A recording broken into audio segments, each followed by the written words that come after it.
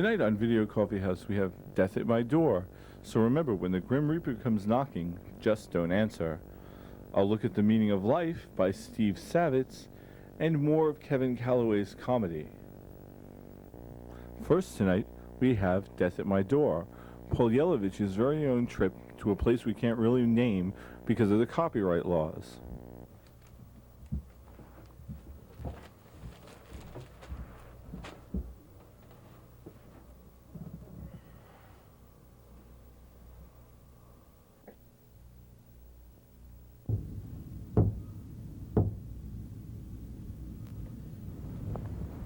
Who is it? Death. Come in.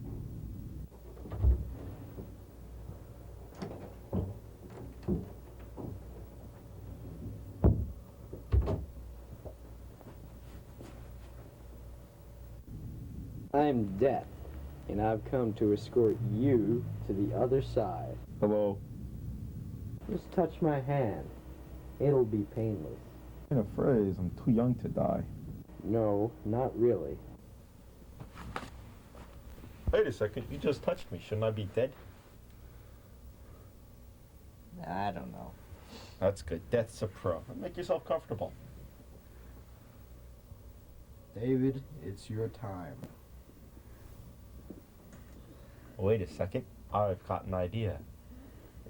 Didn't in that Bergman film you played chess with that person so they could stay alive for their life? You want to play chess? Okie doke. Okay. Let's go.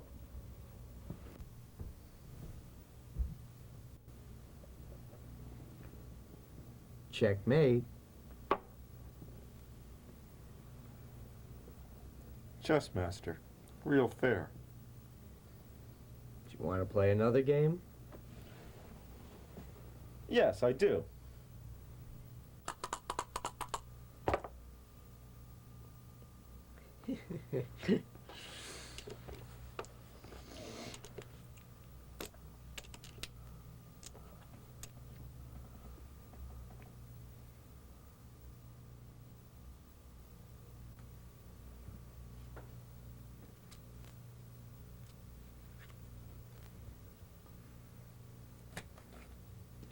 Gin.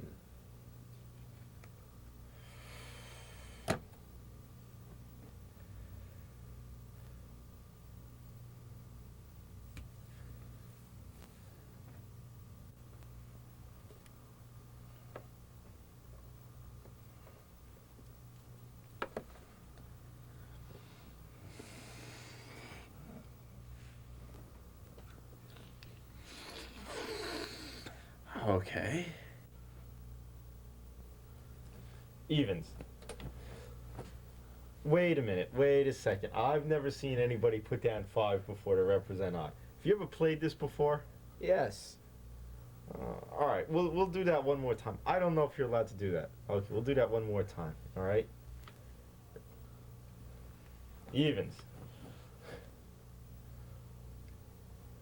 Wait a minute. One more game. Okay, my choice? Okay.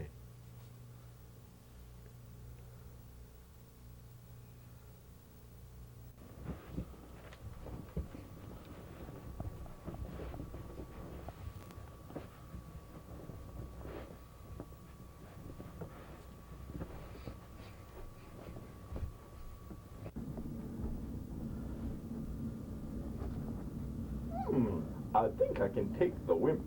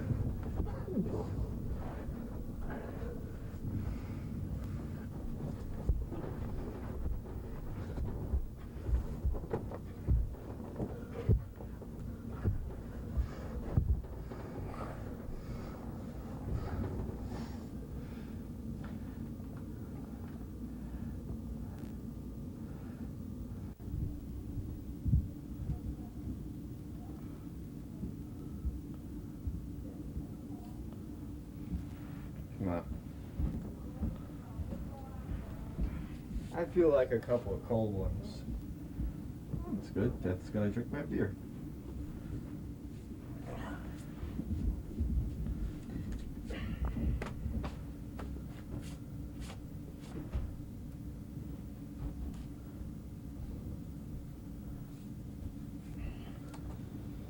That was a good match. So I guess this is it. I guess it's time to die. You've beaten me at everything. Guess that's it then. Nah, I'll let you live. Great, thanks. Fantastic, great. I can see you're serious. You're not kidding. Actually, I am kidding. I poisoned your beer. Next, Steve Savitz presents an original film exploring a man's search for the ultimate truth. I got it! Oh, it was incredible. I just dreamt of the meaning of life.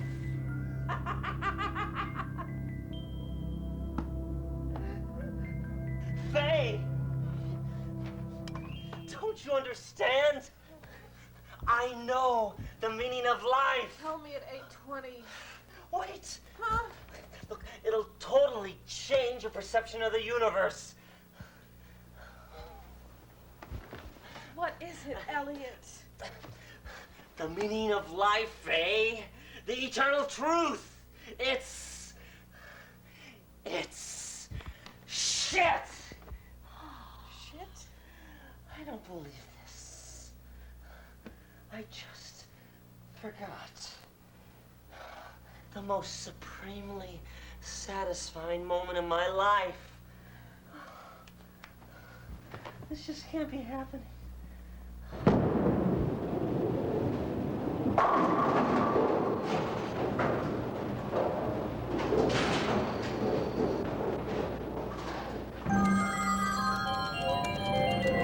You gotta remember, Al, when the economy is up, people have more leisure time. They go bowling. Hell yeah, they go bowling. Don't underestimate it. Listen, I got my partner Elliot to invest, and I think he's got a lot coming to him. Hey, listen, I gotta go, okay? Hey, don't ever change, babe, okay? All right, yeah.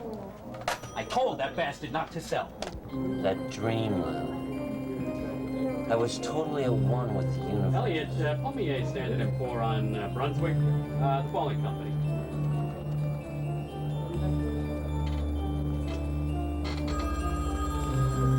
What's this? A poem. I seriously doubt, Elliot, that you're the first man on Earth to unlock the mysteries of the universe. Lots of guys stumble across them, but they keep it to themselves, because nobody really gives a flying fuck. Yeah? Like who?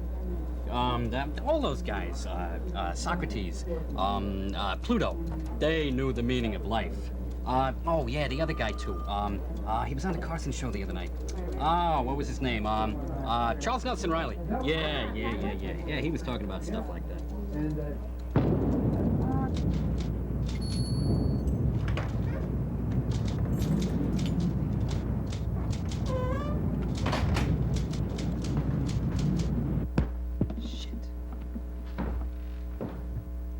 What are you doing? I can't think with all that light. Fine, thanks. And how was your day? What are you, a writer now? You know, Faye, I think this just might be the definitive textbook on the meaning of life.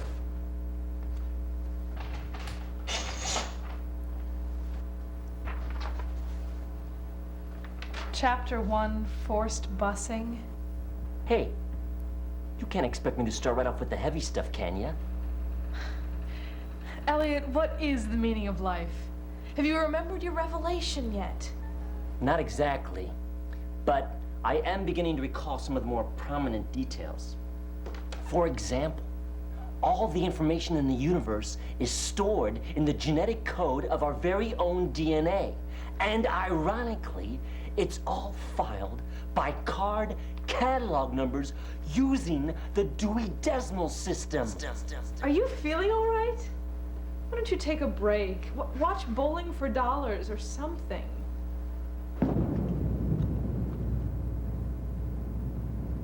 Well, if you're gonna type all night, I think I'll just spend the night at Allison's. You know, Elliot, maybe it's the tang. Just bear with me, babe. Trust me. Bodhisattva, would you take me by the hand? Bodhisattva, would you take me by the hand? Can you show me the shine of your Japan, the sparkle of your China? Can you show me Bodhisattva, Bodhisattva, Bodhisattva, Bodhisattva, Bodhisattva, Bodhisattva, Bodhisattva, Bodhisattva, look out!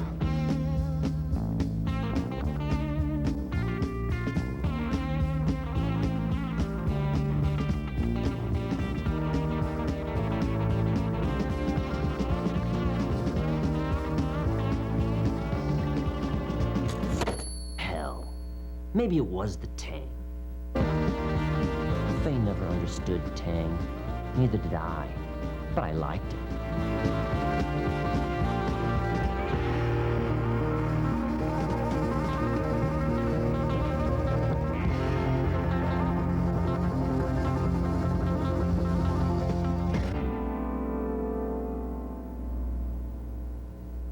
A large molecule which directs the making of duplicate cells according to a complex code.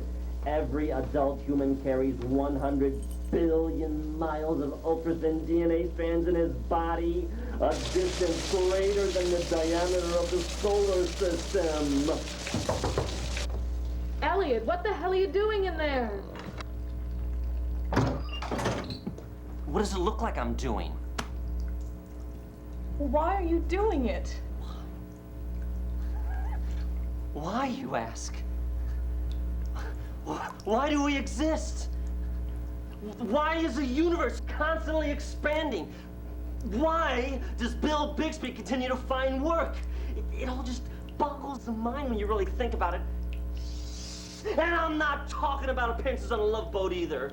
Bill continues to get starring, primetime roles year after year. Elliot, I have something to tell you. I'm seeing another man. Oh, silly. That's me in the mirror. Oh, yeah. You're right. Faye, look. If it's any consolation to you, I'd just like to say that I'm not writing the book anymore. I just couldn't articulate myself with the written word. And besides...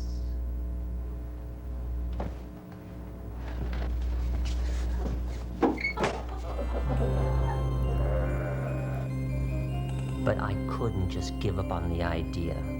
I had to remember my dream. Elliot Stern, was entrusted with the most important information in the universe, and then just as suddenly deprived of it, as if I was the victim of some divine accident.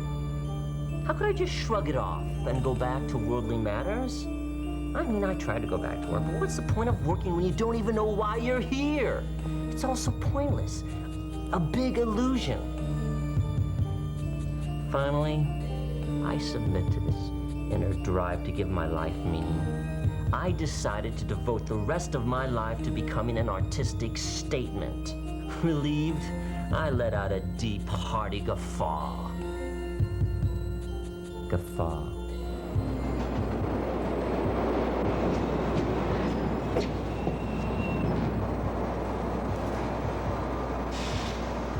Why is it that dogs will eat off of any surface and then take 20 minutes to try to find the perfect place to shit? You know, your hair would look great in plaid. I began to unravel years of suppressed creativity. Whoa! Whoa!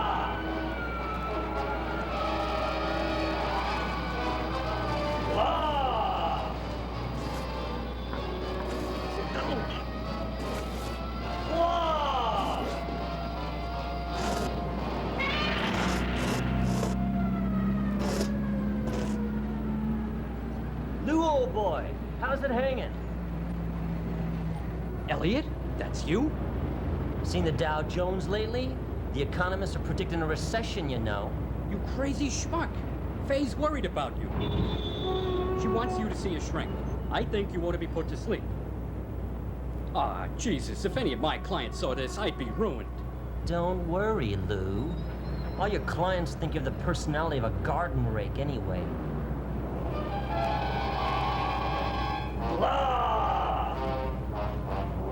Do you remember any of your most recent dreams, Elliot? Yeah. But all I can remember is this recurring shape.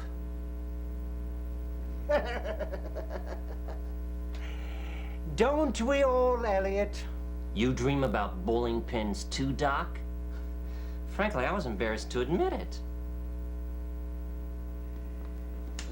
Maybe that's it. That is it! You bowl much, Doc? Me? Let me extrapolate. It seems to me, if you want to bowl the perfect game, you gotta buy the right shoes, work on your grip, your approach, and let the points of reference guide you down the alley. But we all can't win the trophy. What about the splits and the spares, not to mention the ones that fall face down in the gutter? Whoops! You mentioned it. Sure. You can learn to compensate by redistributing your weight, changing your position, and keep pressing reset. But what for? I mean, when you finally bowl the big strike and knock down all the pinheads that get in your way, you will see. When the game finally runs out on you, those same pinheads will be standing right back up again. So what do you suggest, Elliot? Don't bowl. Period. You know, Elliot, I had some strange dreams last night. Well, I guess I should first inform you that my Uncle Victor wanted to have sex with me up until I was 14. I don't want to go into it now, but let's just say it involves small circus mammals. Anyway, the emotional scars run pretty deep, as well as other scars. And well,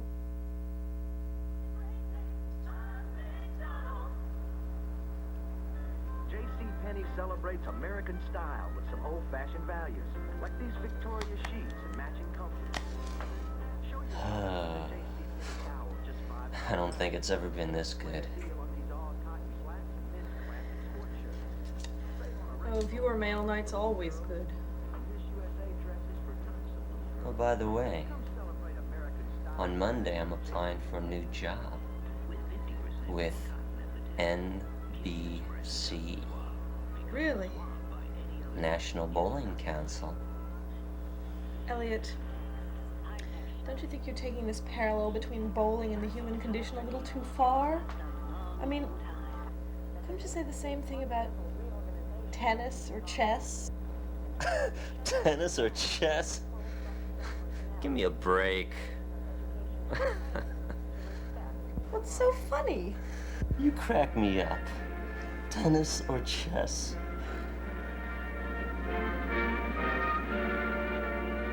Tennis or chess?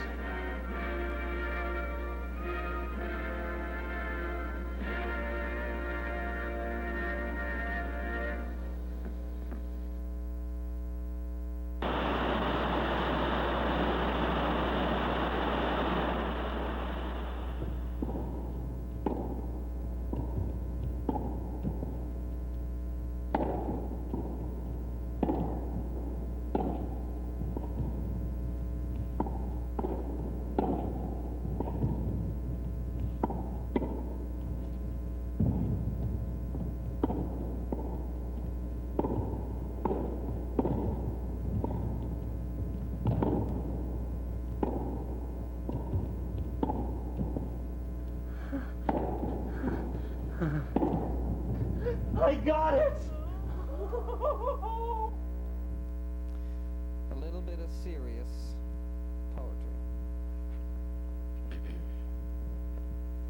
Smithereen, Grandpa said as he lit his cracked stone pipe. Ain't got no purpose left in life, like a rotten wine sap a-hanging overripe. Now there'll be no talk like that, yelped Aunt Lungfish through her nose. You just growed up and old and tired, and that's the way it goes. Uncle Cluck and Auntie Croc were sifting through the weeds, and Captain Skullbone with Becky Lee in the pantry popping seeds. Jesse Joe and Grandma May boiling gem juice for the eve, and dancing all but buck-ass nude were Thelma, Jane, and Steve. The party's soon about to start, my Risler then proclaimed, "Well, get me possum pudding on," in a voice not somewhat strained. The roast raccoon was first consumed with delight, glee, and joy. Sorry. And then the pork-ass buttered groin with flapjack chip ahoy. That was worth waiting for, wasn't it? The fixins, too, were mighty high and kept the eatins hot. The char-burnt cricket with lime jam sauce sizzled open in the pot. "Well, stop my rantin' raving craw," Grandpa sniffled with a grin. "That was the best beast feast and food thar ever could have been. Now, y'all excuse us," Cap Skullbone drawled as he lumbered to his chair and tapped the top of Pappy's head, which had no tracing o' a hair. The girl folk washed up then and thar, while the men folk drank their juice. That gem juice guzzled by and by let the men folk bust out loose. Uncle Cluck and Auntie May was kicking up some dust, while Grandpa just sit by the fire and ranted on and cussed. When the nighttime moon glowed full bright, the party still raged on, with Steve and Pappy skinning hogs and Grandpa in the john. Jesse Joe and Aunt Lungfish was feuding in the yard, while Thelma Jane took off her shoes to stomp next Sunday's lard. "All right, I reckon," Pappy said, Cap Skullbones had enough, and Cappy, locked up for the night, sang bebop in the buff. I don't quite get that one myself. Long 'bout came 2 a.m. and Grandpa tweren't thar. Everybody looked around, but he'd be done gone far. Oh, boy. "Where could he be, confound the coot?" said Pappy in a wheeze. "Just thank the Lordy Lord 'tain't winter, or else his ass'd freeze." This is some of the later work of Tennyson, by the way. "I'll look upstairs," said Auntie Croc. "The rest can scout about." And Pappy looked full of remorse and shook his head in doubt. Grandma May and Thelma Jane checked the can and saw a sitting prostate on the can was dear old dead Grandpa. They buried him the following morn, buried in the dirt. Pappy wore his go-to-meeting coat and Skullbone wore his shirt. Grandma cried and said, "You know, old Grandpa lays to rest. He never lived to tell the truth, and now his soul be blessed." "Look, my belly, it be aching," said Uncle Cluck out loud. "Let's get some takeout froggy fries and try and beat the crowd." This has been Masturbate Theater. Tune in next week when all you little children will get another happy little bedtime story. It's called Rabbits and What They Do to Their Tails. Thank you. I'm Uncle Marvin Leroy Gordon Abner. And till next week's inspirational moment, well, it's been darn fun. Shut it.